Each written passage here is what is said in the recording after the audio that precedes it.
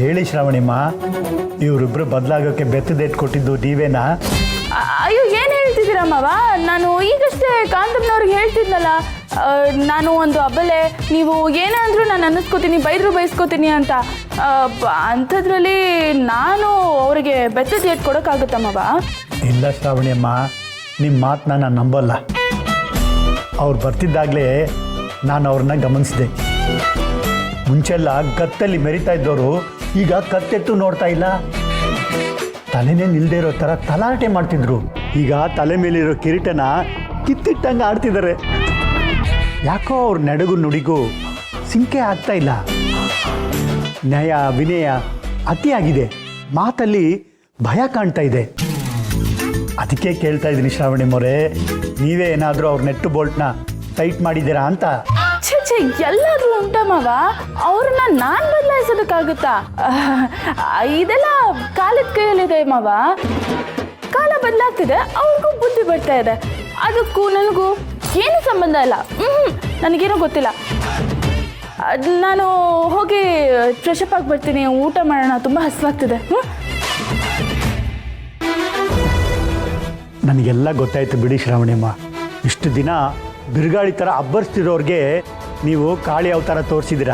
ಕೆಟ್ಟತನದಲ್ಲಿ ಮೆರಿತಿದ್ದವ್ರ ಅಟ್ಟಹಾಸನ ಮಟ್ಟ ಹಾಕೋ ಥರ ಪೆಟ್ಟು ಕೊಟ್ಟಿರ್ತೀರ. ಈಗ ನಿಮ್ಮ ಮುಂದೆ ಇರೋ ಗುರಿ ಇವ್ರನ್ನ ದಾರಿಗೆ ತರಬೇಕು ಅನ್ನೋ ತಾನೆ. ಇನ್ಮೇಲೆ ಆಟ ಮಜವಾಗಿರುತ್ತೆ.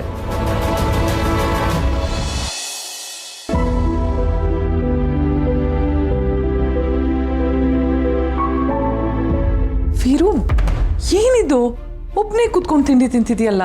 ಕರೆದಿದ್ರೆ ನಾನು ಬರ್ತಿರ್ಲಿಲ್ವಾ? ನೀನು ಒಳಗಡೆ ಇದ್ದೆ, ರೆಸ್ಟ್ ಹೋಗ್ತಾ ಇದ್ದೇನೋ, ಡಿಸ್ಟರ್ಬ್ ಮಾಡಲಿಲ್ಲ. ಅತ್ತೆ ಹೋದ್ಮೇಲೆ ಒಬ್ಬನೇ ಕೂತು ತಿನ್ನೋದು ಒಂಥರ ಅಭ್ಯಾಸ ಆಗೋಗಿದೆ. ಮುಂಚೆ ಎಲ್ಲ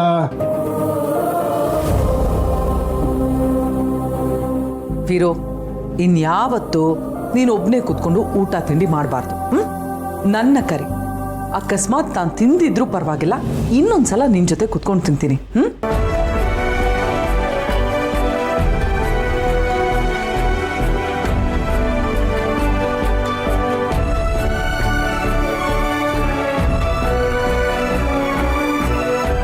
ಅರೆ ಇದೇನಕ್ಕ, ನನ್ನ ಜೊತೆ ತಿಂತೀನಿ ಅಂದ್ಬಿಟ್ಟು ತಟ್ಟೆ ಆಚೆ ತೊಗೊಂಡು ಹೋಗ್ತಾ ಇದೆಯಾ?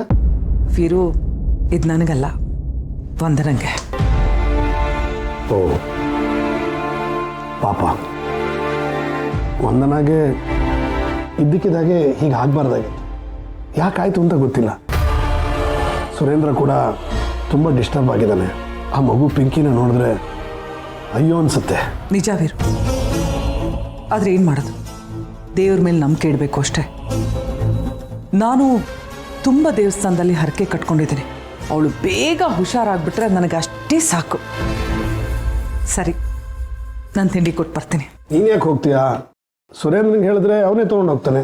ಇಲ್ಲ ವೀರು, ಅವಳು ತುಂಬ ಸ್ಟ್ರೆಸ್ಸಲ್ಲಿದ್ದಾಳೆ. ನನ್ನ ಬಿಟ್ಟು ಬೇರೆ ಯಾರೇ ಹೋದ್ರೂ ಅವಳು ಆಂಕ್ಷಿಯಸ್ ಆಗಿಬಿಡ್ತಾಳೆ. ಅದಕ್ಕೆ ಡಾಕ್ಟ್ರು ಕೂಡ ಸ್ಪೆಷಲಾಗಿ ಹೇಳಿದ್ದಾರೆ, ಅವ್ರ ಜೊತೆ ಒಬ್ಬರೇ ಕಮ್ಯುನಿಕೇಟ್ ಮಾಡಬೇಕು, ತುಂಬ ಜನ ಹೋಗಬೇಡಿ ಅಂತ. ಅದಕ್ಕೆ ನಾನೇ ಹೋಗಿ ಕೊಟ್ಟು ಬರ್ತೀನಿ. ಡಾಕ್ಟ್ರು ಪ್ರತಿದಿನ ರೆಗ್ಯುಲರ್ ಆಗಿ ಬರ್ತಾ ಇದ್ದಾರೆ ಅಲ್ವಾಕ? ಹಾಂ, ಇವತ್ತು ಬಂದಿದ್ರು ವೀರು. ಮತ್ತೆ ಯಾವುದ್ಯಾವುದೋ ಹೊಸ ಮೆಡಿಸಿನ್ಸ್ ಕೊಟ್ಟಿದ್ದಾರೆ.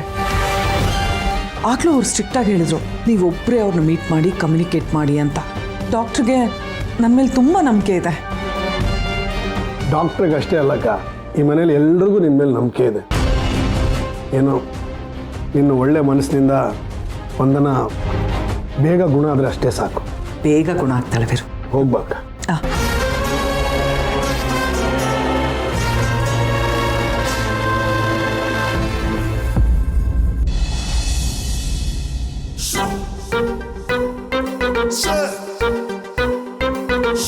ಮಾತ್ಪುರಿಗ ದರಿದ್ರ.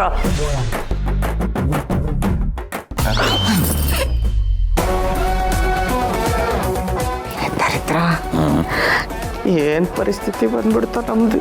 ಅತ್ತ ದರಿ ಇತ್ತ ಪುಲಿ ಅನ್ನೋ ಥರ. ಅಲ್ಲಗೋಣ, ಆ ಕಾರ್ತಿಕೇಯ ಹೆಂಗೋ ನಮ್ಮನ್ನ ಈ ಮನೇಲಿ ಇಟ್ಕೊಂಡು ಸಾಕ್ತಿದ್ದ. ಈಗ ನಾವೇ ಅವನ ಹತ್ರ ಹೋಗ್ಬಿಟ್ಟು ಈ ಮನೆ ಬಿಟ್ಟು ನಾವೆಲ್ಲ ಹೊರಟೋಗ್ತಿದ್ದೀವಪ್ಪ ಅನ್ನೋ ಕಾಲ ಬಂದ್ಬಿಡ್ತಲ್ಲೋ. ಅಯ್ಯೋ ದುರ್ವಿಧಿಯೇ. ಏನ್ ಮಾಡಕ್ಕಾಗತ್ತೆ ಮಮ್ಮಿ, ದುರ್ವಿಧಿ ಅನ್ನೋದು ಅಲ್ಲಿ ನಿಂತ್ಕೊಂಡು ಗುರಾಯಿಸ್ತಾ ಇರ್ಬೇಕಾರೆ ನಮಗೆ ಬೇರೆ ವಿಧಿ ಇಲ್ಲ. ಮಾಡಿದ್ದುಣ್ಣ ಮಾರಾಯ ಅಂತ ಈಗ ಅನುಭವಿಸ್ಲೇಬೇಕು. ಇಲ್ಲ ಅಂತಂದ್ರೆ ಕಂಬಿ ಹಿಂದೆ ನಿಂತ್ಕೊಂಡು ಅನುಭವಿಸ್ಬೇಕಾಗತ್ತೆ. ಯೋಚನೆ ಮಾಡು. ಮತ್ತೆ ಏನಪ್ಪ ಮೈದ, ಕೆಲಸ ಮಾಡಿ ಎಷ್ಟೊಂದು ಸೊರಗೋಗ್ಬಿಟ್ಟಿದೆಯಲ್ಲ ಮೈದ. ಏನಂದ್ರಿ ಬಾವ? ಪ್ರೀತಿಯಿಂದ ಬಾಮೈದ ಅಂತ ಕರೆದೆ, ಅದಕ್ಕೂ ಸ್ವಾತಂತ್ರ್ಯ ಇಲ್ವಾ ನನಗೆ? ಬಾವ ಒಂದು ನಿಮಿಷ ಬನ್ನಿಲಿ. ಏನಿಲ್ಲ, ಇವತ್ತು ಏನಾದ್ರು ಕಾರ್ತಿಕೇಯ ಏನಪ್ಪ ಹಿಂಗ್ ಮಾತಾಡ್ಬಿಟ್ಟೆ? ಅಪರೂಪಕ್ಕೆ ನನ್ನ ಮಗ ಪರ್ಫೆಕ್ಟ್ ಆಗಿ ಸ್ಟಡಿಯಾಗಿ ನಿಂತಿದ್ದಾನೆ. ಅಪರೂಪಕ್ಕೆ ಬುದ್ಧಿ ಬಂದು ತನ್ನ ಬಾಯಿಯಿಂದ 4 ಒಳ್ಳೆ ಮಾತಾಡ್ತಿದ್ದಾನೆ ಅಲ್ವೇನೋ? ನೀನು ಬೇಕಾದ್ರೆ ಕೇಳಿಸ್ಕೊಪ್ಪ. ಮೈದ, ಅದು ನಿನ್ನ ಜೊತೆ ಸ್ವಲ್ಪ ಮಾತಾಡ್ಬೇಕು. ನನ್ನ ಕೈ ಕಾಲು ಮುಖ ತೊಳ್ಕೊಂಡ್ಬರ್ತೀನಿ, ಆಮೇಲೆ ಮಾತಾಡೋಣ. ಇಲ್ಲ ನಿಂತ್ಕೊಂಡ್ಕೊ. ಅದು ನಿನ್ನ ಜೊತೆ ಏನು ಮಾತಾಡ್ಬೇಕು ಅನ್ಕೊಂಡಿದ್ನೋ ಅದು ಗಂಟ್ಲಲ್ಲಿ ಬಂದ್ಬಿಟ್ಟಿದೆ. ಅದನ್ನ ಹೇಳಿಬಿಡ್ತೀನಿ, ಇಲ್ಲಾಂದ್ರೆ ಆಮೇಲೆ ಮರ್ತೋಗ್ಬಿಡುತ್ತೆ. ಅಂಥ ವಿಷಯ ಏನು ಬಾವ? ಅದು ನೋಡಪ್ಪ ತುಂಬಾ ಮುಖ್ಯವಾದ ವಿಷಯ. ಅದನ್ನ ಇವನು ಹೇಳಲೇಬೇಕು, ನೀನು ಕೇಳಲೇಬೇಕು.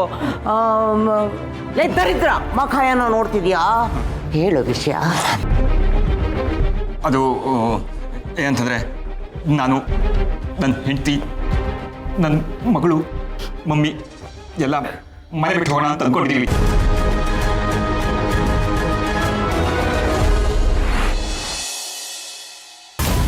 ಮಮ್ಮಿ ಅಂದ್ರೆ ನಾನೇ ಕಡಪ್ಪ, ಅದೇ ನಿನ್ನ ಪ್ರೀತಿಯ ಕಾಂತಮ್ಮತ್ತೆ. ಮನೆ ಬಿಟ್ಟು ಹೋಗ್ಬೇಕು ಅನ್ಕೊಂಡಿದ್ರ ಬಾವ? ಅಲ್ಲ, ಯಾಕೆ, ಏನಾಯ್ತು? ಏನ್ ಹೇಳ್ತಿದ್ದೀರಾ ಕಾಂತಮ್ಮ ಅವ್ರೆ? ನೀವೆಲ್ರೂ ಮನೆ ಬಿಟ್ಟು ಹೋಗ್ಬೇಕು ಅಂತ ಅನ್ಕೊಂಡಿದ್ದೀರಾ? ನೀವೆಲ್ಲ ಹೇಳಿದ್ದು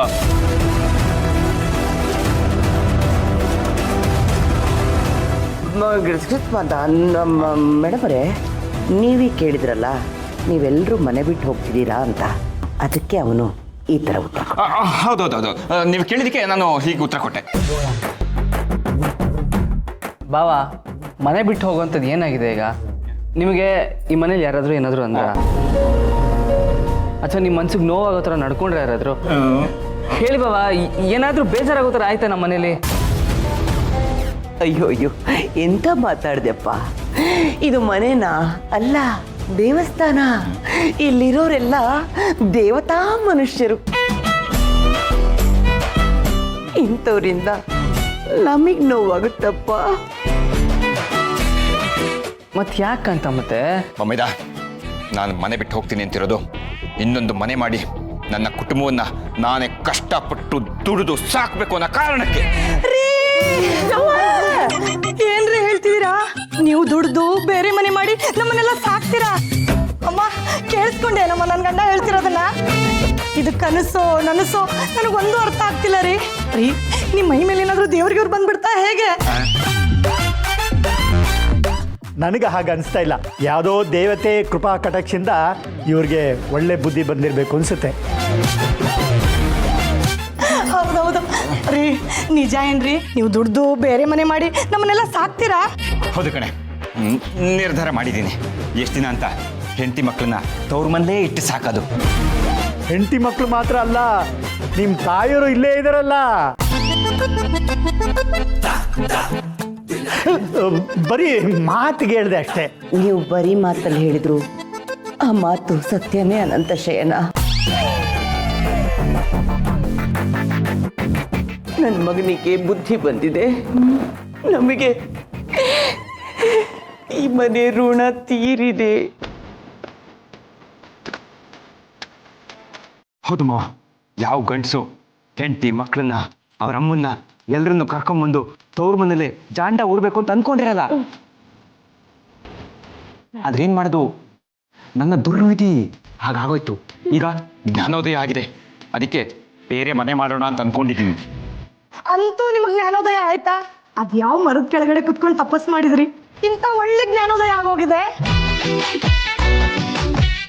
ಅದು ಹೆಮ್ಮರನೆ ಬಿಡಮ್ಮ. ಅದು ಬುದ್ಧಿ ಇಲ್ದವ್ರನ್ನ ತಿದ್ದಿ ಒದ್ದಿ ಬುದ್ಧಿ ಹೇಳೋ ಮಹಾಮರ, ಆಲದ ಮರ. ಆ ಮರಕ್ಕೆ ಇಲ್ಲಿಂದಾನೆ 3 ನಮಸ್ಕಾರ ಹಾಕ್ಬಿಡ್ತೀನಿ. ನಿಮ್ಗಂತೂ ಒಳ್ಳೆ ಬುದ್ಧಿ ಬಂತಲ್ಲ, ನನಗಷ್ಟೇ ಸಾಕು. ಅಕ್ಕ ನೀನು ಸುಮ್ಮನೆ ಇರೋ ಸ್ವಲ್ಪ. ನೀನು ಭಾವ ಹೇಳಿದ್ದಕ್ಕೆ ತಲೆ ಆಡಿಸ್ತಾ ಇದೆಯಲ್ಲ. ಇದು ತುಂಬಿದ ಕುಟುಂಬ. ಇಷ್ಟು ದಿನ ಕಷ್ಟನೋ ಸುಖನೋ ಮನೇಲಿ ಇದ್ರು ತಾನೆ. ಇವಾಗ ನನಗೆ ಬಿಟ್ಕೊಡೋದಕ್ಕೆ ಇಷ್ಟ ಇಲ್ಲ. ಅದೇನೇ ಆಗುತ್ತೋ ಅವ್ರು ಇಲ್ಲೇ ಇರಬೇಕು. ಭಾವ ನಿನ್ನ ನಿರ್ಧಾರನ ಬದಲಾಯಿಸ್ಕೊಬೇಡಿ ಭಾವ, ನೀವು ಇಲ್ಲೇ ಇರಿ. ಆಮೇಲೆ ಮನೆ ಬಿಟ್ಟು ಹೋಗ್ತೀನಿ ಅನ್ನೋ ಮಾತಿನ ಇನ್ನೊಂದ್ಸಲಿ ಆಡಲೇಬೇಡಿ ಭಾವ.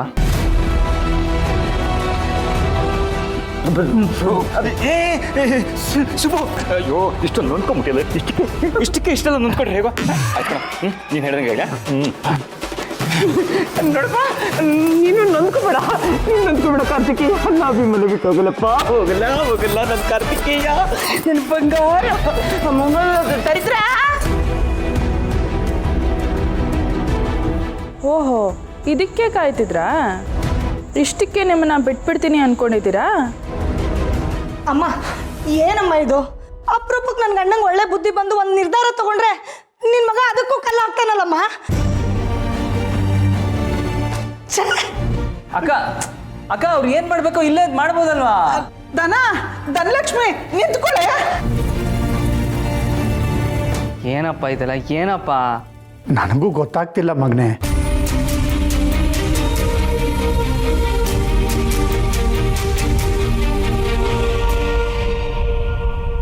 ರಾವಣಿಯಮ್ಮ, ಮಾವ, ಅಳಿಂದ್ರ ಮಾತಿನ ಬಗ್ಗೆ ನಿಮ್ಮ ಅಭಿಪ್ರಾಯ? ಜ್ಞಾನೋದಯ ಆಗಿದೆ ಅಂತ ಹೇಳ್ತಿದಾರಲ್ಲ ಮಾವ, ಇನ್ನು ಮುಂದೆ ಎಲ್ಲ ಸರಿ ಹೋಗುತ್ತೆ ಬಿಡಿ.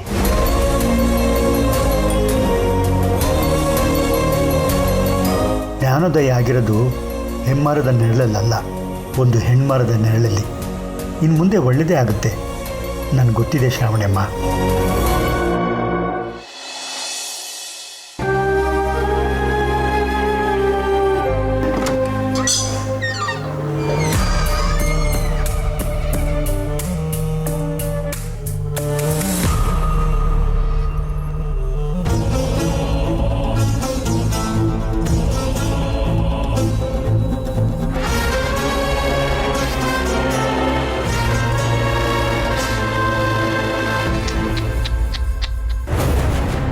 ಅಯ್ಯೋ, ನಿನ್ನನ್ನು ನೋಡಿದ್ರೆ ನನಗೆ ಅಯ್ಯೋ ಅನ್ನಿಸ್ತಿದೆ. ಏನು ಮಾಡೋದು? ನೀನು ಮಾಡಿದ್ದು ಒಂದೇ ಒಂದು ತಪ್ಪು. ನನ್ನ ತಂಟೆಗೆ ಬಂದಿತ್ತು. ನೀನು ನನ್ನ ತಂಟೆಗೆ ಬರದೇ ಹೋಗಿದ್ದಿದ್ರೆ ಈಗ ನಿನ್ನ ಗಂಡ ಮಗು ಜೊತೆ ಹ್ಯಾಪಿ ಆಗಿರ್ಬೋದಿತ್ತು. ಆದ್ರೆ ಏನ್ ಮಾಡೋದು? ಹಾಗಾಗ್ಲಿಲ್ವಲ್ಲ. ನಾನು ಯಾರಿಗೂ ಹಿಂಸೆ ಕೊಡಬಾರ್ದು ಅಂತ ಅನ್ಕೋತೀನಿ. ಆದ್ರೆ ಏನ್ ಮಾಡೋದು? ವಿಧಿ ನನ್ನ ಕೈಯಲ್ಲಿ ಈ ತರ ಕೆಲಸ ಮಾಡಿಸ್ಬಿಡುತ್ತೆ. ಜಾತ್ರೆಯಲ್ಲಿ ಮರಿ ಕಡಿಯೋನಿಗೆ ಜೀವ ತೆಗೆಯೋ ಆಸೆ ಇರುತ್ತಾ? ಇಲ್ಲ. ಆದ್ರೆ ಅದು ಒಂದು ಕೆಲಸ ಅಷ್ಟೇ. ಅಯ್ಯೋ, ನೀನಂತ ಒಳ್ಳೆಯವಳು ಟಾರ್ಚರ್ ಕೊಡ್ತಿರೋದು ನನಗೂ ಕಷ್ಟ ಆಗ್ತಿದೆ. ಆದ್ರೆ ಏನ್ ಮಾಡೋದು? ಹ,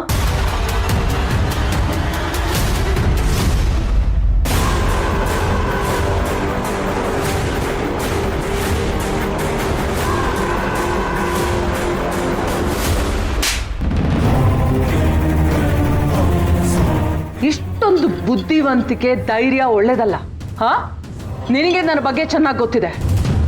ನಾನು ತುಂಬಾ ಜನರ ಜೀವ ತೆಗೆದಿದ್ದೇನೆ. ಅದ್ರಲ್ಲಿ ನೀನು ಒಬ್ಳಾಗ್ಬೇಡ. ನಿಂತರ ಒಬ್ಬನ್ನ ಸುಮಾರು ವರ್ಷದಿಂದ ಕೂಡಾಕಿದ್ದೆ. ಅವನು ಎಸ್ಕೇಪ್ ಆಗ್ಬಿಟ್ಟ. ನಾನು ಸುಮ್ಮನೆ ಬಿಡ್ತೀನಾ? ಅವನನ್ನು ಹಿಡಿದು ಕಾಲಿಗೆ ಶೂಟ್ ಮಾಡಿ ಮೂಲೆಯಲ್ಲಿ ಕೂರಿಸಿದ್ದೀನಿ. ನೀನು ಅದೇ ತರ ಏನಾದ್ರೂ ಮಾಡಬೇಕು ಅನ್ಕೊಂಡ್ರೆ ನಿನಗೂ ಅದೇ ಗತಿ. ಹುಷಾರ್. ನೀನು ನನ್ನ ಬಗ್ಗೆ ತುಂಬಾ ತಿಳ್ಕೊಂಡಿದ್ದೀನಿ ಅನ್ನೋ ಭ್ರಮೇಲಿದ್ಯಾ? ಇಲ್ಲ, ಇನ್ನೂ ತುಂಬಾ ತಿಳ್ಕೊಳ್ಳೋದಿದೆ ನನ್ನ ಬಗ್ಗೆ. ನಾನು ನೀನ್ ಅನ್ಕೊಂಡಷ್ಟು ಕ್ರೂರಿ ಅಲ್ಲ, ಅದಕ್ಕಿಂತ ಜಾಸ್ತಿ ಕ್ರೂರಿ.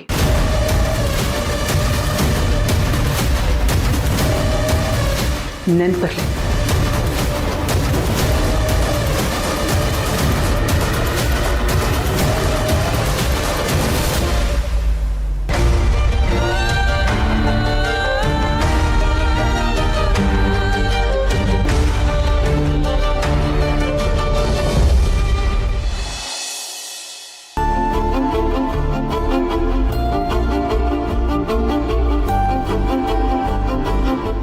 ದನ ಲೇ ಧನಲಕ್ಷ್ಮಿ ನಿಂತ್ಕೊಳೆ.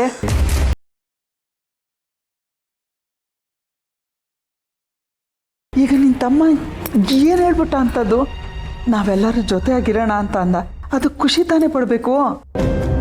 ಇಲ್ಲಮ್ಮ, ನನಗೆ ಸಂತೋಷ ಆಗಲ್ಲ. ನನ್ನ ಗಂಡ ಬೇರೆ ಮನೆ ಮಾಡ್ತೀನಿ ಅಂದಾಗ ನನಗೆ ಹಾಲು ಕುಡ್ದ ಸಂತೋಷ ಆಯಿತು. ಆದರೆ ನಿನ್ನ ಮಗ ಅದಕ್ಕೂ ಹುಳಿ ಹಿಂಡ್ಬಿಟ್ನಲ್ಲ. ಲೇ, ಇವಾಗ ಈ ಮನೇಲಿ ನಿನಗೇನೇ ಕಮ್ಮಿ ಆಗಿರೋದು? ಕಮ್ಮಿ ಆಗಿದೆಯೋ ಹೆಚ್ಚಾಗಿದೆಯೋ, ನನ್ನ ಗಂಡ ದುಡ್ದು ನಮ್ಮನ್ನೆಲ್ಲ ಸಾಕ್ತೀನಿ ಅಂತ ಹೇಳಿದ್ರಲ್ಲ, ಅದಕ್ಕಿಂತ ಹೆಚ್ಚು ಇನ್ನೇನಮ್ಮ ಆಗಬೇಕು? ನಮ್ಮದು ಒಂದು ಮನೆ ಅಂತ ಇದ್ದರೆ ಹಬ್ಬಕ್ಕೋ ಹುಣ್ಮೆಗೋ ಈ ಮನೆಗೆ ಬರ್ಬೋದು. ಅದು ಬಿಟ್ಬಿಟ್ಟು ಇಲ್ಲೇ ಇದ್ದರೆ ನೋಡ್ದವ್ರು ಏನನ್ನಲ್ಲ, ನಿನ್ನ ಸೊಸೆ ಏನನ್ನಲ್ಲ. ಯಾಕೆ ಯಾರಾದರೂ ಏನಾರ ಅಂತಾರೆ? ಈಗ ಇಷ್ಟು ವರ್ಷ ಆಯಿತು, ಯಾರು ನಿನ್ಗೇನಂದಿದ್ದಾರೆ? ಹಾಗಂತ ಎಷ್ಟು ವರ್ಷ ತವ್ರ ಮನೇಲೇ ಇರಬೇಕಮ್ಮ? ನನ್ನ ಗಂಡನ ಮನೆ ಅಂತ ಇರಬೇಕು, ನನ್ನ ಗಂಡನೂ ದುಡಿಬೇಕು, ಆ ಮನೆಗೆ ನಾನೇ ಮಹಾರಾಣಿ ಆಗಿರಬೇಕು, ಮನೆ ಎಲ್ಲ ಕೆಲಸನೂ ನಾನೇ ಮಾಡಬೇಕು, ನನ್ನ ಅಡುಗೆ ಮನೇನ ನನಗೆ ಹೇಗೆ ಬೇಕೋ ಹಾಗೆ ಹೊಂದಿಸ್ಕೋಬೇಕು. ನನ್ನ ಗಂಡ ಮನೆಯಿಂದ ಕೆಲಸಕ್ಕೆ ಹೊರಗಡೆ ಹೋಗೋವಾಗ ಡಬ್ಬಿ ಕಟ್ಕೊಡ್ಬೇಕು. ಹಬ್ಬ ಹರಿದಿನಕ್ಕೆ ನಿಮ್ಮನ್ನೆಲ್ಲ ನನ್ನ ಮನೆಗೆ ಕರಿಬೇಕು, ಅರ್ಶಿನ ಕುಂಕುಮ ಕೊಡಬೇಕು ಅಂತ ನನಗೆ ಆಸೆ ಕನಸಿರಲ್ವೇನಮ್ಮ? ಕನಸಿರುತ್ತೆ ಅಮ್ಮ, ಇಲ್ಲ ಅಂತ ಹೇಳಲಿಲ್ಲ. ಇಷ್ಟು ದೊಡ್ಡ ಜವಾಬ್ದಾರಿನ ನೀನೊಬ್ಳೆ ಹೇಗೆ ನಿಭಾಯಿಸ್ತೀಯ? ಕನಸು ಕಾಣೋದಕ್ಕಷ್ಟೇ ಸರಿ. ಅದೆಲ್ಲ ನನಗೆ ಗೊತ್ತಿಲ್ಲಮ್ಮ. ಒಂದು 4 ದಿನ ಕಷ್ಟ ಆಗ್ಬೋದು ಅಷ್ಟೇ. 5ನೇ ದಿನಕ್ಕೆ ಮತ್ತೆ ಇಲ್ಲಿಗೆ ಬರಬೇಕು ಅಂತಲೂ ಅನ್ನಿಸ್ಬೋದು. ಹಾಗೆಲ್ಲ ಏನೂ ಆಗಲ್ಲಮ್ಮ. ನನ್ನ ಗಂಡಂಗೇನೋ ಬುದ್ಧಿ ಬಂದು ಬೇರೆ ಮನೆ ಮಾಡಿ ನಮ್ಮನ್ನೆಲ್ಲ ಸಾಕ್ತೀನಿ ಅಂತ ಒಂದು ನಿರ್ಧಾರ ತಗೊಂಡಿರ್ಬೇಕಾದ್ರೆ, ಆದರೆ ನಿನ್ನ ಮಗ ಅದ್ರಲ್ಲಿ ಯಾಕಮ್ಮ ತಲೆ ಹಾಕಬೇಕಾಗಿತ್ತು? ಅನ್ಯಾಯವಾಗಿ ನನ್ನ ಗಂಡ ಹಾಳಾಗೋದಕ್ಕೆ ಕಾರಣ ಸುಬ್ಬುನೇ. ಸುಬ್ಬು ಆಡಿರೋ ಒಂದು ಮಾತಿಂದ ನನ್ನ ಜೀವನ, ನನ್ನ ಮಗಳ ಭವಿಷ್ಯ ಹಾಳಾಗಲ್ವೇನಮ್ಮ? ಅಮ್ಮ, ಬೇರೆ ಮನೆನಾ? ಐಶು, ನಿನ್ನ ಕಷ್ಟ ನನಗೆ ಅರ್ಥ ಆಗುತ್ತೆ ಕಣಮ್ಮ. ನಿಮ್ಮಪ್ಪ ನಿನ್ನ ಭವಿಷ್ಯಕ್ಕೆ ಅಂತ ಒಂದು ನಿರ್ಧಾರ ತಗೊಂಡಿದ್ರು, ಆದರೆ ಈ ಮನೆಯವರೆಲ್ಲ ಅದಕ್ಕೆ ಅವಕಾಶ ಮಾಡಿಕೊಡ್ಬೇಕಲ್ಲ. ನನ್ನ ಕ್ಷಮಿಸ್ಬಿಡೆ. ನಡಿ. ಧನು, ಏನು ಅಂತ ಮಾತಾಡ್ತಿದ್ಯಾ? ಧನು ನಿಂತ್ಕೋ. ಧನು, ನಾನು ಹೇಳಿದ್ದೆ ಒಂದು, ಇವ್ರು ಮಾಡಿದ್ದೆ ಒಂದು. ಸುಬ್ಬು ಹೇಳಿದ ತಕ್ಷಣ ಸರಿ ಅಂತ ತಲೆ ಅಲ್ಲಾಡಿಸಿ ಹೋಗ್ಬಿಟ್ರಲ್ಲ, ಇದೇ ನಿಮಗೆ.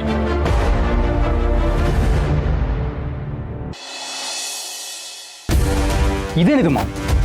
ನಾನು ಥೈಲ್ಯಾಂಡ್ ಟ್ರಿಪ್ ಹೋಗಿ ಬರೋಷ್ಟರಲ್ಲಿ ಇಷ್ಟೆಲ್ಲ ಆಗೋಯ್ತಾ? ಏನು ಮಾಡೋದು ಮಾಡಿ? ಪ್ರತಿ ಸಲ ನಾನು ಸೋಲ್ತಾನೆ ಇದ್ದೀನಿ.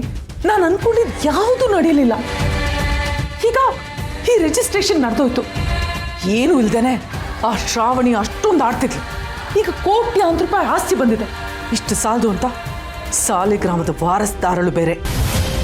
ಇಷ್ಟೆಲ್ಲ ಸಿಕ್ಕಿದ್ಮೇಲೆ ಅವಳು ನಮ್ಮ ಎದುರು ನಿಲ್ಲದೆ ಇರ್ತಾಳ? What is this mom? Shravani ನಿನ್ನೆದ್ರೆ ನಿಲ್ಲೋದಾ? ನೋವೇ, ಚಾನ್ಸೇ ಇಲ್ಲ. ಅವಳಿಗೆ ಆಸ್ತಿ ಅಂತ ಬಂದಿರ್ಬೋದು, ಈ ಕ್ಷಣಕ್ಕೆ ನಾನು ಗೆದ್ದೀನಿ ಅಂತ ಅಂದ್ಕೊಂಡಿರ್ಬೋದು. ಆದರೆ ನಿನ್ನ ಥರ ಕ್ರಿಮಿನಲ್ ಮೈಂಡು ಅವಳ ಹತ್ರ ಇಲ್ಲ ಮಾಮ್. ಬೆಂಕಿ ಹಚ್ಚೋದು ತುಂಬಾ ಈಸಿ ಕೆಲಸ, ಆದರೆ ಆರಿಸೋದಿದೆಯಲ್ಲ ಅದು ತುಂಬಾ ಕಷ್ಟದ ಕೆಲಸ. ನೀನು ಒಂದು ಕಡೆ ಬೆಂಕಿ ಹಚ್ಚಿದ್ರೆ ಶ್ರಾವಣಿ ಆ ಬೆಂಕಿನ ಆರಿಸೋಷ್ಟರಲ್ಲಿ ಇನ್ನೊಂದು 10 ಕಡೆ ಬೆಂಕಿ ಹಚ್ಬೋದು. ನೀನು ಕೊಡೋ ಒಂದು ಸಮಸ್ಯೆಯಿಂದ ಆಚೆ ಬರೋಷ್ಟರಲ್ಲಿ ಅವಳು 100 ಸಮಸ್ಯೆಗಳು ಸುಳಿಲಿ ಸಿಕ್ಕಾಕೋಬೋದು. You are right Mary. ಆಸ್ತಿ ಅಂತಸ್ತು ಬಂದ ತಕ್ಷಣ ನಾನು ಸುಖವಾಗಿರ್ಬೋದು ಅಂತ ಅವಳು ಅನ್ಕೋಬಾರ್ದು. ಇನ್ನು ಮುಂದೆ ಅವಳು ಜೀವನ ನರಕ ಆಗಬೇಕು. ಆ ರೀತಿ ನಾವು ಅವಳನ್ನ ಸಿಕ್ಕಾಕ್ಸ್ಬೇಕು. ಬದುಕಕ್ಕೂ ಆಗದೆ ಸಾಯಕ್ಕೂ ಆಗದೆ ಪ್ರತಿದಿನ ಅವಳು ಒತ್ತಾಡಬೇಕು. ಅದೆಲ್ಲ ಆಗುತ್ತೆ ಬಿಡಮ್ಮ, ನೀನು ತಲೆ ಕೆಡಿಸ್ಕೋಬೇಡ. ಆದರೆ ನನಗೆ ವಂದನ ಬಗ್ಗೆನೇ ಯೋಚನೆ ಆಗ್ತಿರೋದು. ಅವಳು ಏನಾದರೂ ನಿನ್ನ ಬಗ್ಗೆ ಬಾಯ್ಬಿಟ್ರೆ ಮಾಡಿ. ಆ ಚಿಂತೆ ನಿನಗೆ ಸದ್ಯಕ್ಕೆ ಬೇಡ. ಅವಳು ಮಾತಿ ಮನೇಲಿ ಯಾರು ನಂಬೋದಿಲ್ಲ. ಹಾಗಂತ ನಾನು ಅವಳನ್ನ ತಾತ್ಸಾರನೂ ಮಾಡೋದಿಲ್ಲ. ಮುಂದಕ್ಕೆ ನಾನೇ ಅವಳಿಗೊಂದು ಗತಿ ಕಾಣಿಸ್ತೇನೆ.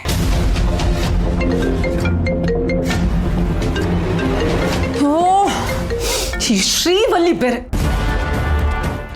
ಇವಳನ್ನ ಯಾಕಾದ್ರೂ ನಾನು ಸೇರಿಸ್ಕೊಂಡೋ ಹತ್ರ ತುಂಬಾ ಇರಿಟೇಟ್ ಮಾಡ್ತಾಳ್ ಕಣೋ. ಇವಳಿಂದ ನಮ್ಗೆ ಯಾವ ಕೆಲಸನೂ ಆಗಿಲ್ಲ. ಸಾಲದಕ್ಕೆ ಅವಳಿಗೆ ಶ್ರಾವಣಿ ಸೋಲೋದು ಇಂಪಾರ್ಟೆಂಟ್ ಅಲ್ಲ, ಸುಬ್ಬು ಸಿಗ್ಬೇಕು ಅನ್ನೋದೇ ಆಸೆ. ಮಾತಿಗೆ ಮುಂಚೆ ಸುಬ್ಬು ಸುಬ್ಬು ಅಂತಿರ್ತಾಳೆ. ಓ, ಶಿ ಸೋ ಅನಾಯಿಂಗ್. ಮಾಮ್ ಕೊಡಿ, ನಾನು ಮಾತಾಡ್ತೀನಿ. ಹಲೋ ಮೇಡಮ್, ನಾನು ಬೆಳಗ್ಗೆಯಿಂದ ನಿಮಗೆ ಕಾಲ್ ಮಾಡಕ್ಕೆ ಟ್ರೈ ಮಾಡ್ತಿದ್ದೀನಿ. ನೀವು ಬ್ಯುಸಿ ಇದ್ರಾ? ನನ್ನ ಕಾಲೇ ರಿಸೀವ್ ಮಾಡ್ತಿಲ್ಲ ನೀವು. ಹಲೋ, ನಾನು ಮದನ್ ಮಾತಾಡ್ತಿರೋದು. ಓ ಮದನ್ ಸರ್, ನೀವಾ? ಬೆಳಗ್ಗೆಯಿಂದ ಮೇಡಮ್ ಕಾಲ್ ಟ್ರೈ ಮಾಡ್ತಾನೆ ಇದ್ದೀನಿ. ಅವರು ಬ್ಯುಸಿ ಇದ್ದಾರೆ ಅನ್ಸುತ್ತೆ, ನಾನು ಕಾಲೇ ರಿಸೀವ್ ಮಾಡ್ತಿಲ್ಲ. ಬಿಡಿ, ಇವಾಗ ನೀವು ರಿಸೀವ್ ಮಾಡಿದ್ರಲ್ಲ, ಪರವಾಗಿಲ್ಲ. ಮದನ್ ಸರ್, ಮೇಡಮ್ಮು ತುಂಬಾ ಐಡಿಯಾಗಳು ಮಾಡ್ತಿದ್ದಾರೆ, ಆದ್ರೆ ಅದ್ಯಾವುದು ಪ್ರಯೋಜನಕ್ಕೆ ಬರ್ತಿಲ್ಲ. ಇಲ್ಲಿ ಏನೇನು ನಡೆಯುತ್ತೆ ಅನ್ನೋದು ಎಲ್ಲನೂ ನಾನು ಮೇಡಮ್ಗೆ ಹೇಳ್ತಿದ್ದೀನಿ. ಹಲೋ, ಆದ್ರೆ ಆ ಮ್ಯಾರೇಜ್ ಸರ್ಟಿಫಿಕೇಟ್ ಹೇಗೆ ಸೈನ್ ಆಯ್ತು ಅನ್ನೋದೇ ನನಗೆ ಗೊತ್ತಾಗ್ತಿಲ್ಲ.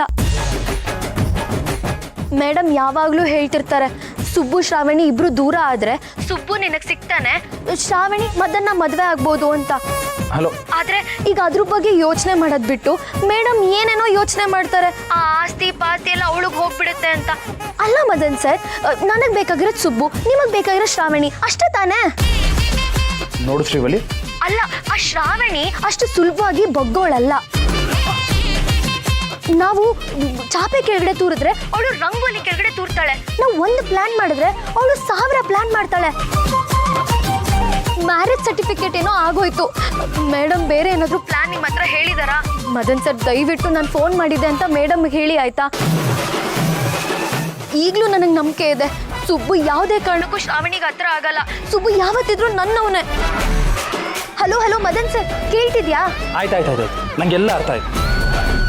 ಮಾಮ್ ಬರ್ತಾಗ ನೀನು ಕಾಲ್ ಮಾಡಿಸ್ತೀನಿ, ಆಯ್ತಾ? ಇದೇನಿದಮ್ಮ ಇಷ್ಟೊಂದು ಇರಿಟೇಟ್ ಮಾಡ್ತಾಳೆ? ಇಷ್ಟು ದಿವಸ ಅದು ಹೇಗೆ ಸಹಿಸ್ಕೊಂಡಿದ್ದೆ ನೀನು? ಏನ್ ಮಾಡೋದು ಮಾಡಿ, ಕಾರ್ಯವಾಸಿ ಪರಿಸ್ಥಿತಿ ನಂದು. ಇಲ್ಲ, ಇವಳಿಂದ ಯಾವ ಕೆಲಸನೂ ಆಗಲ್ಲ ಅಂತ ನಂಗೆ ಅನ್ನಿಸ್ತಿದೆ. ಆ ಮನೇಲಿ ಶ್ರಾವಣಿ ನಿಮ್ಮ ದಿನ ಹಾಳು ಮಾಡಬೇಕು ಅಂದರೆ ನಾವು ಬೇರೆ ಯಾರನ್ನಾದರೂ ಹುಡುಕ್ಬೇಕು.